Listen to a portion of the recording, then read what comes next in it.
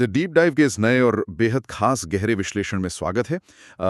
आज का विषय एक ऐसी ब्लॉकबस्टर मास फिल्म है जिसने लिटरली हाल ही में आए अपने एक छोटे से टीजर से पूरे सिनेमा जगत में तहलका मचा दिया है।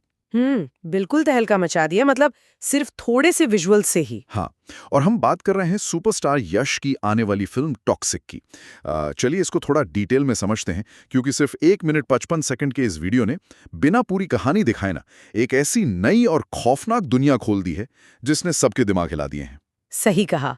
और इस चर्चा का हमारा मकसद भी यही है कि टॉक्सिक के उस टीजर में छुपे उन गहरे राजों और टाइमलाइंस को डिकोड किया जाए जो शायद आम नजरों से बच गए हैं। हम ये भी समझेंगे कि ये फिल्म इंडियन अडल्ट मास सिनेमा के मायने कैसे पूरी तरह बदलने वाली है। एग्जैक्टली और मैं इंडस्ट्री का हिस्सा होने के नाते ये दावे के साथ कह सकता हूं कि मेकर्स यहां कुछ बहुत बड़ा प्लान कर रहे हैं। इस टीजर को देखकर तुरंत समझ आ जाता है कि यहां सिर्फ हवा में गाड़ियां उड़ाने वाला सस्ता एक्शन नहीं हो रहा है। इसके पीछे की जो वर्ल्ड बिल्डिंग है वो बेहद विशाल और जटिल है। अगर हम इसको एक बड़े दायरे में देखें तो मेकर्स ने एक ऐसी दुनिया रची है जो अपने आप में एक जिंदा कैरेक्टर की तरह सांस ले रही है। टीजर की विजुअल लैंग्वेज से ही पता चल जाता है कि इसकी जड़ें इतिहास और अंतर्राष्ट्रीय यानी इंटरनेशनल क्राइम सिंडिकेट्स में गहराई तक फैली हुई हैं। तो चलिए सबसे पहले इसकी टाइमलाइन और लोकेशन को डाइसेक्ट करते हैं।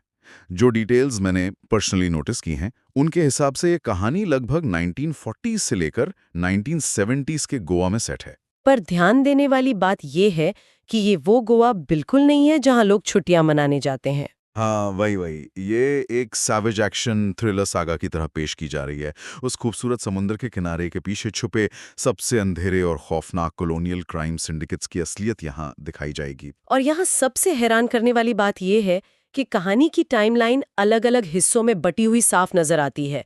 मैं जब इसे बारीकी से देख रही थी तो लगा कि एक हिस्सा आजादी से पहले का दौर है, फिर गोवा पर पुर्तगालियों यानी पोर्चुगीज लोगों का कब्जा और आखिर में इंडियन गवर्नमेंट का गोवा को आजाद करवाकर अपने हिस्से में लेना। एक डिटेल यहाँ ऐसी है जिसने मेरा दिमाग सच में घुमा दिया। मैंने फ्रेम्स को बहुत ज्यादा बारीकी से नोटिस किया और देखा कि गाड़ियों की नंबर प्लेट्स बदल रही हैं। Number plates. हाँ, एक जगह एक पुरानी क्लासिक कार की नंबर प्लेट पर जीपी लिखा हुआ है। वही, और जीपी का मतलब यहाँ सीधे तौर पर गोवा पोर्चुगीसा से है, जो उस पोर्चुगीज एरा के गोवा को दर्शाता है। एग्जैक्टली।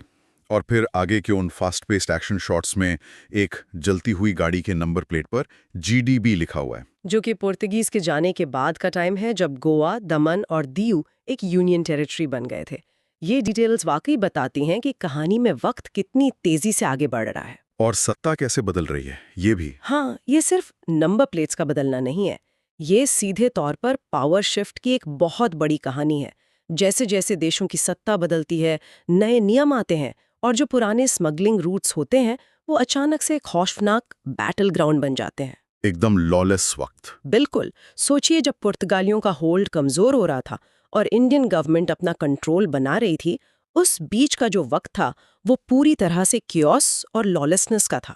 वहां कोई कानून नहीं था। और उसी पावर वैक्यूम को भरने के लिए दुनिया भर के माफियाज वहां कूद पड़ते हैं। टीजर में इस इंटरनेशनल स्केल को बहुत ही ग्रैंड तरीके से दिखाया गया है। हम चाइनीज और जापानीज माफियाज के साथ डील्स होते हुए साफ देख सकते हैं। और उसके तुरंत बाद सिर्फ गोवा के बीचेस ही नहीं, अचानक से हम बर्फीली वादियों में पहुंच जाते हैं। वहां सफेद कैमोफ्लेज पहने प्रोफेशनल सोल्जर्स कॉम्बैट कर रहे हैं और आसमान से सीधे पैराट्रूपर्स कूद रहे हैं। एक गैंगस्टर फिल्म में मिलिट्री ग्रेड पैराट्रूपर्स और स्नो कॉम्बैट। यही तो, ये इस बात का सबूत है कि यश का कैरेक्टर राया सिर्फ लोकल गली के गुंडों से नहीं लड़ रहा, वो अंतर्राष्ट्रीय ताकतों और शायद बड़ी गवर्नमेंट से टकरा रहा है। ये स्केल सच में डरा देने वाला और उत्साह बढ़ाने वाला दोनों है, और किसी भी आम गैंगस्टर फिल्म से इसको अलग लकर खड़ा कर देता है। पर स्केल के अलावा यहाँ एक बहुत ही पर्सनल और इंटेंस मोमेंट भी है जिसके बारे में हमें बात करनी चाहिए। आप उस एस्ट्रे वाले सीन की बात कर रहे हैं ना? हाँ, टीजर में एक ऐसा आइकॉनिक सीन है जो मेरे ख्याल से आने वाले सालों तक सिनेमा हॉल्स में याद रखा जाएगा। मैं उस कमाल के एस्ट्रे वाले सीन का ही जिक्र कर रहा हूँ। ओह, वो सीन पूरी तरह से मास्टर क्लास था, है ना? सोचिए, एक डिम लाइट वाला धुएं से भरा कमरा है जहां एक माफिया मीटिंग चल रही है। माहौल बहुत टेंस है और वहां एक आदमी लगातार राया यानी यश को ताने मार रहा है। वो आदमी राया को समझा रहा है कि उसका वक्त अब चला गया है और सबसे बड़ी बेइज्जती ये होती है कि वो ताने मारते हुए बार बार अपनी सिगरेट की राख एक एशट्रे में गिरा रहा है जो राया के ठीक सामने रखी है। ये किसी भी डॉन के लिए सीधे तौर पर डिसरिस्पेक्ट का इशारा है। यहाँ जो सबसे दिलचस्प बात है वो ये कि राया का रिएक्शन उस पर, वो तुरंत गुस्सा नहीं करता। वो चुपचाप बिना कोई एक्सप्रेशन दिए अपनी आंखों में एक अजीब सा खालीपन लिए उसको देखता रहता है। और फिर अचानक से एक माइक्रोसेकंड में माहौल बदलता है। राया उसी एस्ट्रे को उठाता है और उस आदमी का चेहरा बुरी तरह तोड़ देता है। कांच और खून हर जगह फैल जाता है। और उसके बाद का डायलॉग? उसके खून से सने चेहरे पर वो वही राख गिराता है और एक बहुत ही ठंडी आवाज में कहता है, हैव सम फिंगिंग मैनर्स। मेरा तो ये देखकर सच में गूज़बम्स आ गया था। देखा जाए तो इस सीन के अंदर साइकोलॉजी बहुत गहराई से छुपी है। इसमें राया पूरी तरह से अपने होशो हवास में या कंट्रोल में नहीं लगता। मैं जब इसकी बॉडी लैंग्वेज पढ़ रही थी तो वो नशे में धुत लग रहा था। डिस्टर्ब्ड लग रहा था। बिल्कुल, वो मेंटली डिस्टर्ब्ड और थोड़ा वल्नरेबल लग रहा है। एक आम परफेक्ट मास हीरो जो होता है वो हमेशा सही वक्त पर स्टाइलिश एंट्री लेता है और सही चीज करता है। पर यहाँ राया एक टूटा हुआ इंसान लग रहा है जिसके अंदर का गुस्सा एक ज्वालामुखी की तरह है।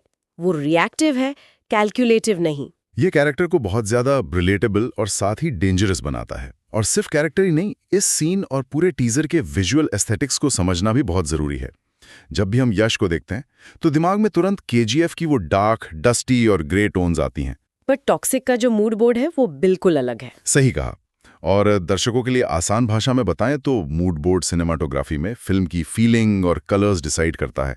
केजीएफ की दुनिया कोयले और मिट्टी जैसी थी, पर टॉक्सिक का मूड बोर्ड बेहद वाइब्रेंट और नियॉन है। हाँ, इसमें रेड, ब्लू और ग्रीन कलर्स का बहुत ही स्ट्राइकिंग और आंखों में चुभने वाला बोल्ड इस्तेमाल हुआ है। ये नियॉन लाइट्स और डार्क शैडोज का जो मिश्रण है वो इस सैवेज दुनिया को एक अजीब सी जहरीली खूबसूरती देता है। एक ऐसी दुनिया जो दिखने में अट्रैक्टिव है पर अंदर से पूरी तरह सड़ी हुई है। और इसी विजुअली स्टनिंग दुनिया के बीच कुछ ऐसी नई डिटेल्स हैं जिन्होंने अलग ही लेवल का सस्पेंस पैदा कर दिया है। खास करके ये रॉयल सर्कस का कनेक्शन जो वाकई किसी ने एक्सपेक्ट नहीं किया था। वहां तो मेरा दिमाग सच में घूम गया। टीजर में कई बार अलग अलग फ्रेम्स में जोकर और क्लाउन फिगर्स दिखाए गए हैं। एक तेज सीक्वेंस में तो किसी सर्कस पर पूरा अटैक होता हुआ दिखता है जहां आग लगी है और क्लाउन्स अपनी जान बचाकर भाग रहे हैं। और उसी के साथ हमें यंग यश का एक लुक दिखता है। छोटे बाल, completely clean shaven, fresh look, और वो एक विदेशी लड़की के साथ नजर आ रहा है जो पक्का उसके शुरुआती दिनों का इशारा करता है। लेकिन इन सब के बीच जो सबसे बड़ा सस्पेंस निकल कर आया वो है एक नए विलन का इंट्रोडक्शन। एक जवान लड़का जो अकेले कमरे में किसी पागल की तरह डांस कर रहा है और बेहद बेरहमी से लोगों के गले काट रहा है। वो लड़का दिखने में यश से बहुत मिलता जुलता है, और जब उसके शरीर पर बने टैटूज पर ध्यान जाता है तो कहानी कुछ और ही लगने लगती है। आप उस एडमिट वन वाले टैटू की बात कर रही हैं ना? हाँ बिल्कुल। उसके सीने के पास एक टैटू पर साफ लिखा है एडमिट वन, जो कि किसी सर्कस या कार्निवल की एंट्री टिकट पर लिखा होता है। और उसके ठीक ऊपर एक और छोटा सा टैटू है जिस पर 3017 लिखा है। अगर हम इंडस्ट्री की थ्योरीज को ध्यान से डिकोड करें तो ये 3017 शायद 30 जनवरी 1977 हो सकता है, जो उस जवान लड़के की डेट ऑफ बर्थ हो सकती है। ये सारी कड़ियां जोड़कर एक बहुत ही मजबूत और डार्क थ्योरी बनती है जिसे हम द बास्टर्ड सन थ्योरी कह सकते हैं। ये बहुत पॉसिबल है कि ये खौफनाक जवान लड़का असल में राया का ही बेटा है। इस बात की बहुत ज्यादा संभावना लगती है कि अपने शुरुआती दिनों में जब राया अपना एम्पायर बना रहा था तब उसका किसी सर्कस में काम करने वाली औरत के साथ अफेयर था। शायद वही विदेशी लड़की जो फ्रेम्स में दिखी थी। सही पकड़ा। और दुश्मनों ने शायद उस सर्कस पर अटैक कर दिया और उस औरत को मार दिया हो, जिसका अंजाम ये हुआ कि वो बेटा अकेला रह गया और नफरत में बड़ा हुआ। और अब वो बड़ा हो गया है और अपनी माँ की मौत का बदला लेने के लिए खुद अपने बाप यानी राया के खिलाफ खड़ा है। ये क्लासिक जेनरेशनल राइवलरी की कहानी लग रही है। पर इसमें एक जबरदस्त ट्विस्ट है।